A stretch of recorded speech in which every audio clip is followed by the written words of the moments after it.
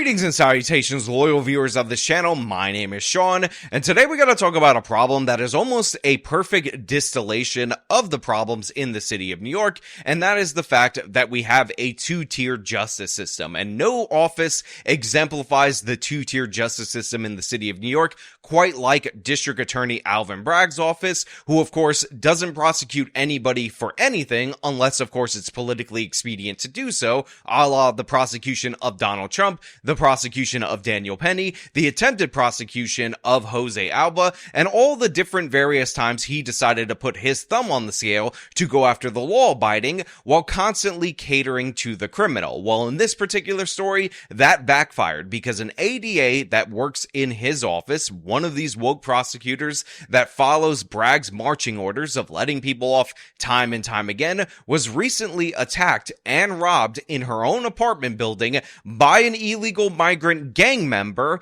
that, of course, had been arrested 6 times that we know of right now and was released without bail all 6 of those times. It's an absolutely crazy story. The guy shows no remorse upon arrest. And again, these are the very same people that DA Alvin Bragg wants to protect from deportation. That's the reason for the rapid releases over and over again. But now the chickens have come home to roost, and someone in his own office was victimized by one of these criminals. So we're going to talk about this. But before we do, thank you to everybody who supports this channel via actualjusticewarrior.com/join.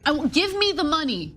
Give me the money. Okay? Next story about violence in New York City. Another story about it. A city where residents are already questioning why the flood of random attacks. And this particular attack, with an unusual twist, clearly proves that nobody is immune to street violence. So the local news pitches this particular story in 2 different ways. One that I agree with and one that I disagree with. And I'll start with what I agree with because I think it gives you an idea, a peek under the curtain that is New York City that you guys might not have out there in the audience. So first and foremost, the idea that you can be victimized no matter who you are in the city of New York is 100% true, because unlike other major cities where people drive into the downtown area, they do their business, go to work, whatever, and then go home back to the suburbs, in the city of New York, almost everyone takes the subway, almost everyone walks on the streets, and when you're walking on the streets in a densely populated small area, you can be encountered by a criminal no matter what area you're in. Obviously, there are safer areas of the city than others, but the fact of the matter is anybody, rich or poor, can be victimized by street crime in the city of New York, and this is why the city of New York actually has broken with other major left-wing cities across the country and elected Republican mayors in recent history. Again, Giuliani twice, Bloomberg 3 times, 5 times in a row they went in that direction because New Yorkers, rich and poor, end up experiencing the consequences of criminality. However, the first thing that they said, which is the part that I disagree with, is the idea that this is a rare crime. And this particular attack, with an unusual twist. No, this is just not the case. Not at all whatsoever. In fact, it is not rare for the individual who ended up committing this crime or allegedly committed this crime, because guess what? He had been arrested 6 different times for similar instances. He is a suspected member of Tren De Aragua, and in addition to that, all 6 of those times, he was released on his own recognizance without any bail, despite the fact that he is an illegal immigrant and he should have been held for ICE to come and get him and deport his ass well out of this country. So no, this is not rare at all whatsoever. This is the typical story of a soft on-crime prosecution office, i.e. the Manhattan District Attorney's Office, in combination with bail reform, producing repeatable, observable results that create problems, not just in the city of New York, but in the state of New York as a whole. The victim this time, an assistant district attorney here in Manhattan. She was confronted Sunday at her apartment in Midtown. And the evildoer in all this, hitting her up for money and then engaged in a disgusting behavior. So yeah, this man ended up in her apartment building, and yes, he ended up robbing her, but in addition to that, he also engaged in what is described by the local news as a disgusting behavior, which I will tell you is he started masturbating. The guy's a total psychopath. Again, this is somebody that they had custody over 6 different times,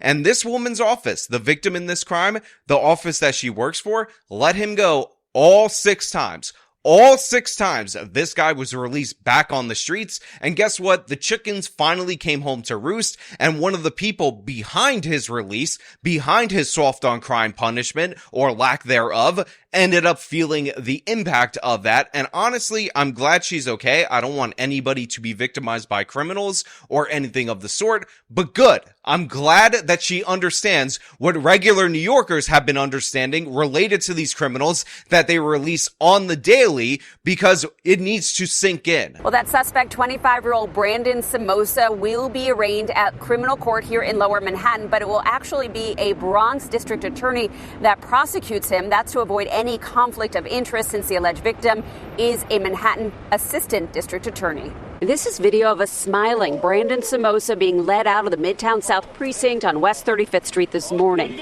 Police say at about 2 a.m. Sunday, he robbed a 38-year-old woman in the hallway of her Hell's Kitchen apartment building. He allegedly grabbed her purse, cell phone, and bank cards, and also performed a lewd act. The victim is a Manhattan assistant DA. She was not injured. So a couple of things are obvious from this particular video. First and foremost, this guy, the alleged perpetrator in this particular instance, is laughing. He's jovial. He's having an absolutely fantastic time as he's been walked to the police car. And honestly, there is no reason for him to believe at this moment in time that he's going to face any consequences for his actions, because guess what? The 6 previous times that he robbed people, that he attacked people, he faced no consequences from the Manhattan District Attorney's Office. That being said, one of the hypocrisies of this particular story is that now that he's attacked somebody important, now that he's attacked an esteemed prosecutor at the Manhattan DA's office, all of a sudden, he is being held without bail. All of a sudden,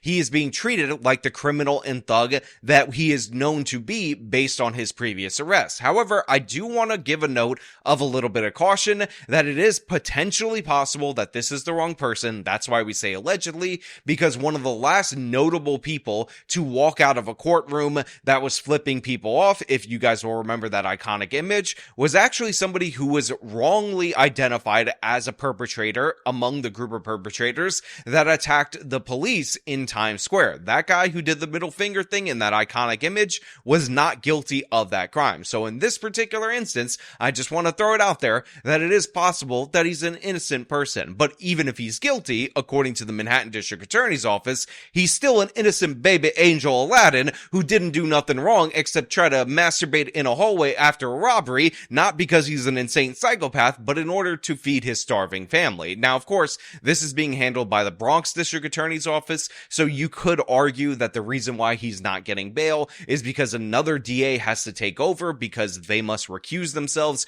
because they're the victim in this particular crime. But the fact of the matter is, the Bronx District Attorney is the one district attorney in the city of New York that's worse than Alvin Bragg by the numbers, by the number of felony counts that are being reduced. This is definitely one of those, you go after the powerful, all of a sudden you have consequences situation, and I find it really annoying and really disgusting that if this would have happened to you, to a woman that you knew, to somebody who worked a regular ordinary job, this same ADA from this same office who is the victim in this particular crime would have given him a slap on the wrist, would have given him another reason to smile, besides the fact that he's on TV being a criminal, being a thug. And I just want to say, the mass deportations for these illegal migrants, especially these new arrivals from Venezuela, these criminals, these gangbangers, can't come fast enough. Police traced her stolen cell phone to a hotel on West 45th Street, which led them to believe the suspect is a migrant, and they were able to track him down.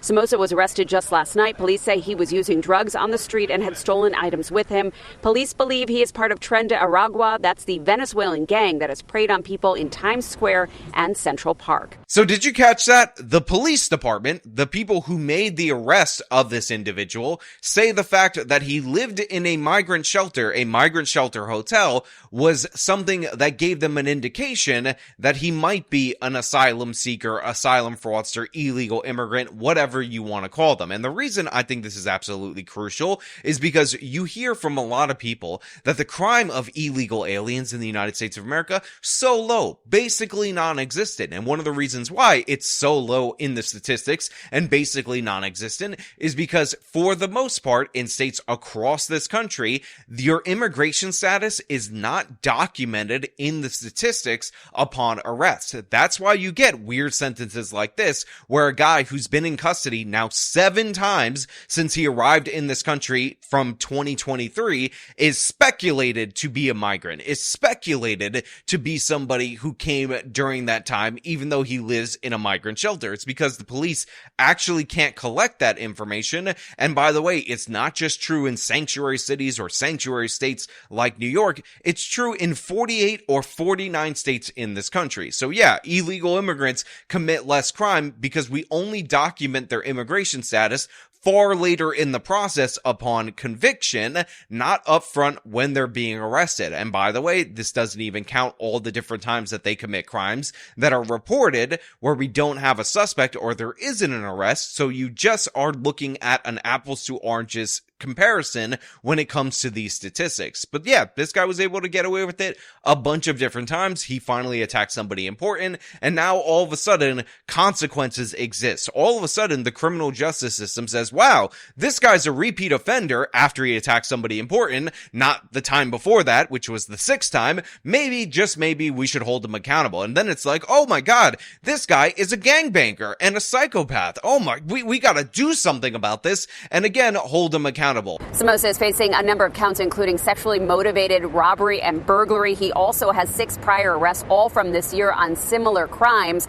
And he's believed to have arrived in the U.S. in February of 2023. 6 previous victims?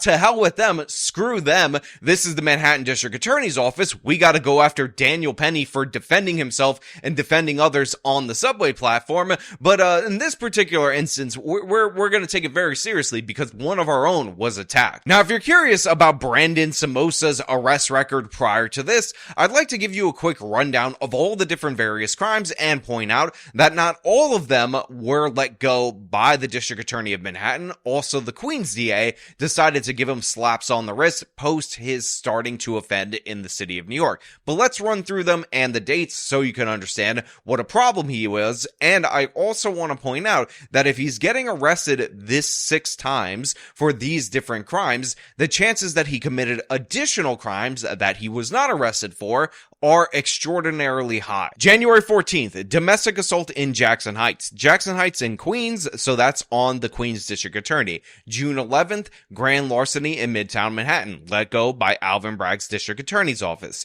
June 29th, transit fare evasion in Queens, again let go by the Queens District Attorney. August 5th, grand larceny at the Queens Center Mall, Macy's.